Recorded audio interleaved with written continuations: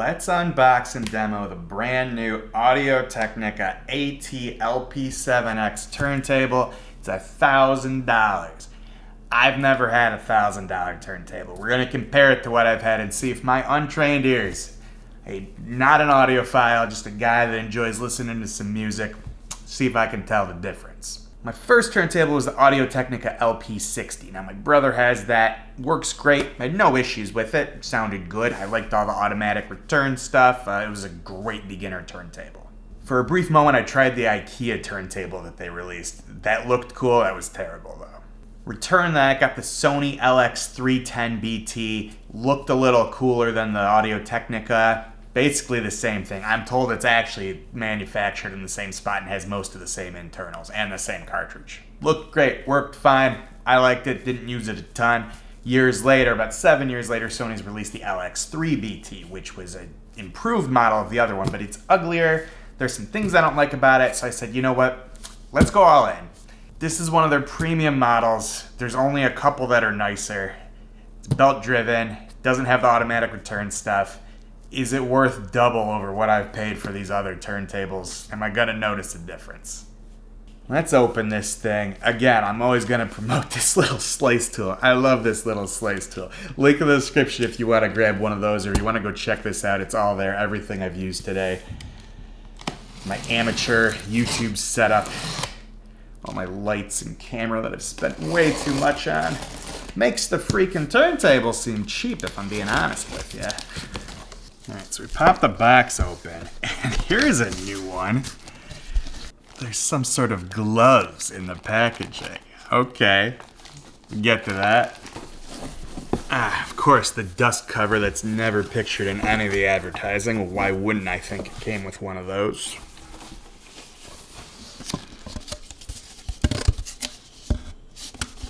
Little cardboard disc seems to just keep everything in place. Oh, this one's gonna be fun. We have to build this one. This one's not just a plug and play. Here's the belt. Here's the AT-LT10 cartridge head with cartridge. We'll get into that. My limited research has suggested this is a worse cartridge than the LP7, but a better head. We have the parts we need for the counterweight on the back, my favorite part of one of these turntables. I did briefly have a cheap Chinese one where I had to put that together and do the weight. That was an experience. We have our power supply, power plug brick there.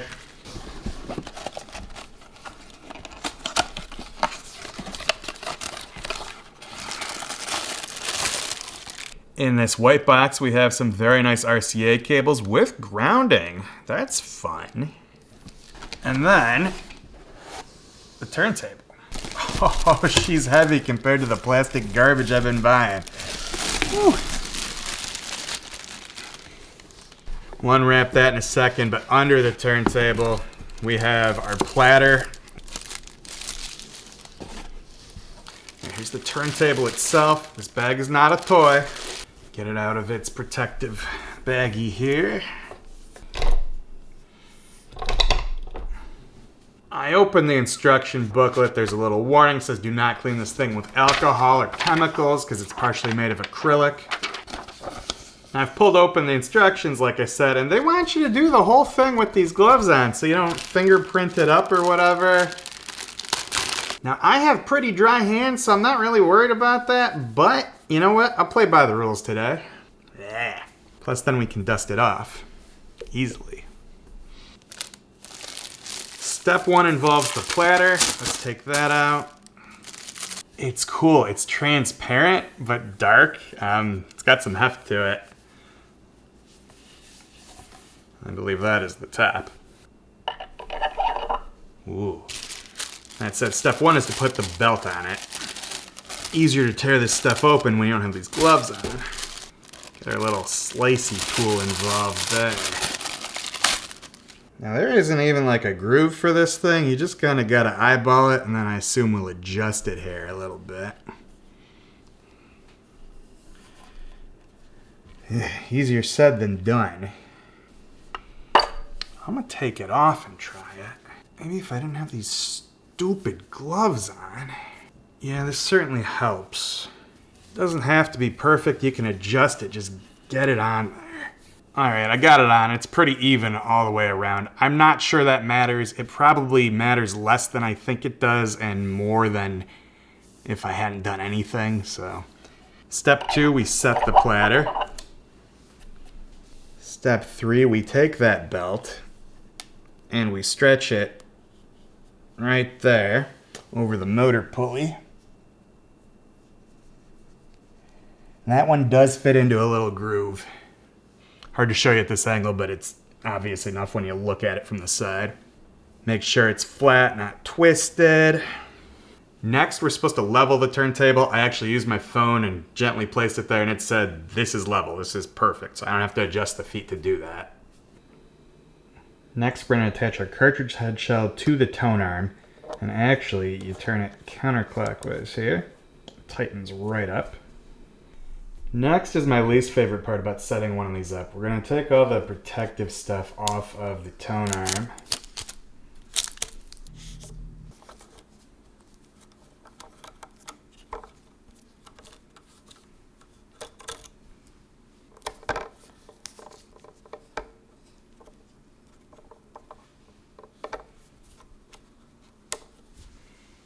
And then we're going to take the protector off of the cartridge. Next, we're going to take our counterweight, numbers facing forward. We're going to turn it counterclockwise to get that to twist on there.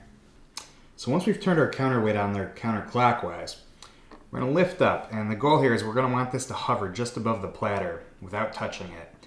We're going to have to dial this back quite a bit to do so. If it's popping up too high, that's no good. We got to turn a little more. Back counterclockwise.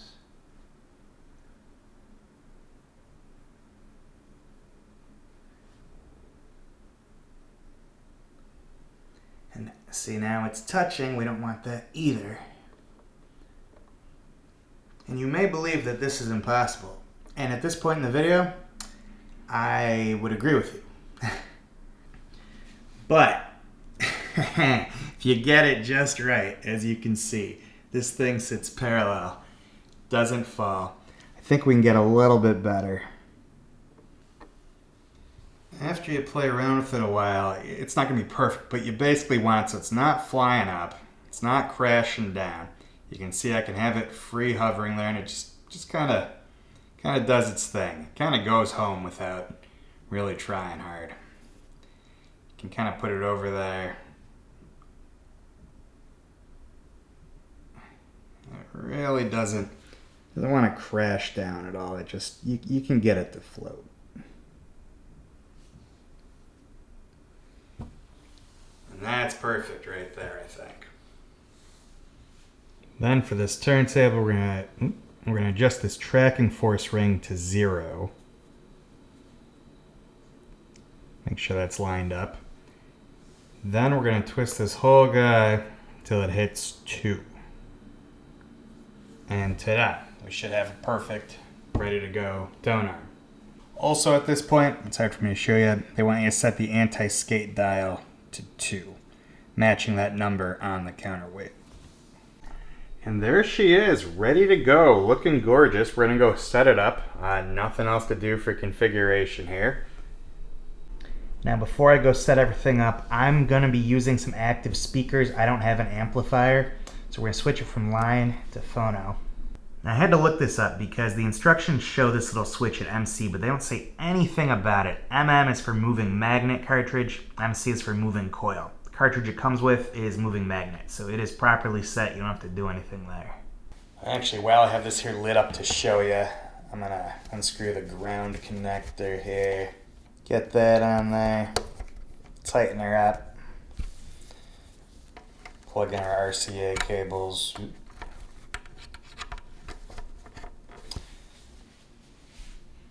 And she's ready to go.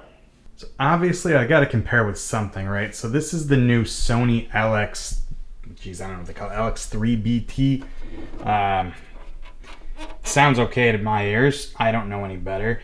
It's much cheaper. It's less than half the price of this new Audio-Technica one. I'm gonna hit start. I don't like that you gotta lift the cover up to get it doing that. Actually, I see some dust on the record. I'm gonna stop, come back.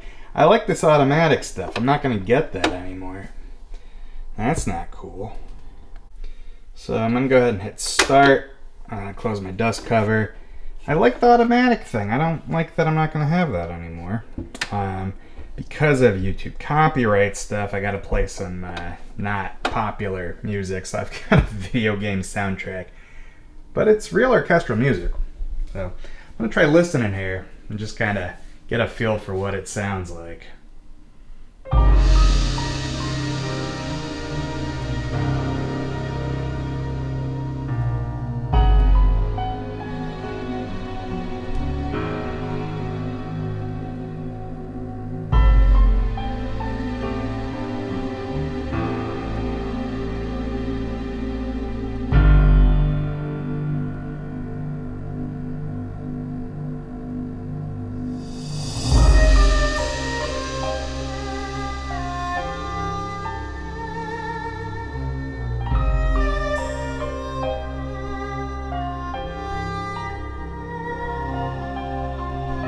Alright, let's get her out of there.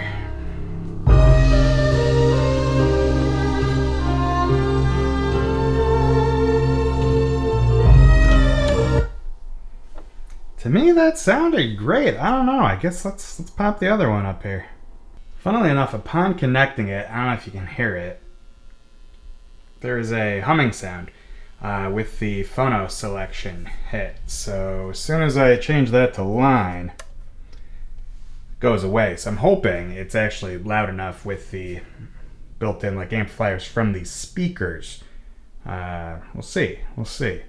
But I've connected it to my speakers. It's good to go. Everything's ready. Moment of truth, right? I'm gonna put the same record on. Turn this guy on to 33. Go ahead, unlatch. Lift this guy up. Go place it over where I believe may well be a groove. Set it down. And see how it sounds.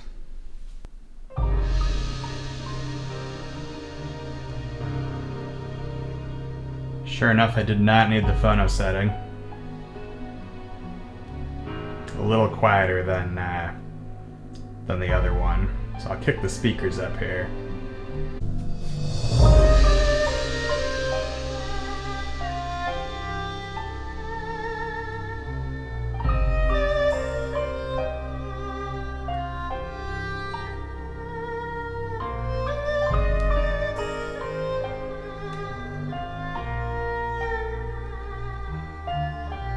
And I mean, from my amateur ears here with this cartridge, this setup, I can't hear a difference. These speakers absolutely sounds great, no doubt there. So take a look. Everything looks good. Record's playing.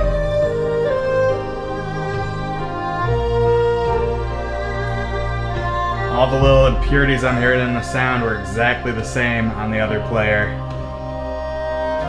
You can very gently place the dust cover over it. You're gonna be playing that for a bit. Though quite honestly, I can see that being kind of a pain, so maybe we just use that in storage. Let me know in the comments if I should be using that all the time. And there you have it, the AT-LP7X. Cool stuff. To know that I'm getting a perceived $500 difference out of it, but what a tank compared to that other plastic Sony turntable. That's cool stuff.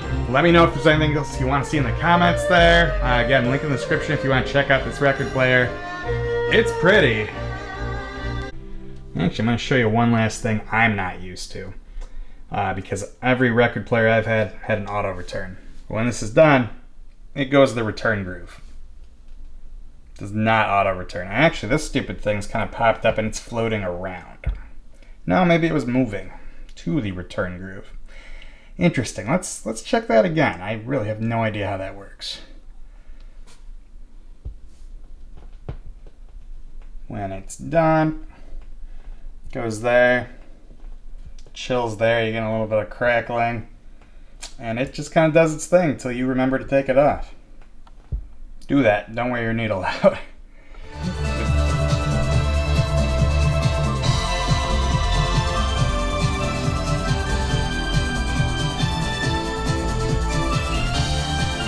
It's still video game music, but this one doesn't have any of the crackling the other record had.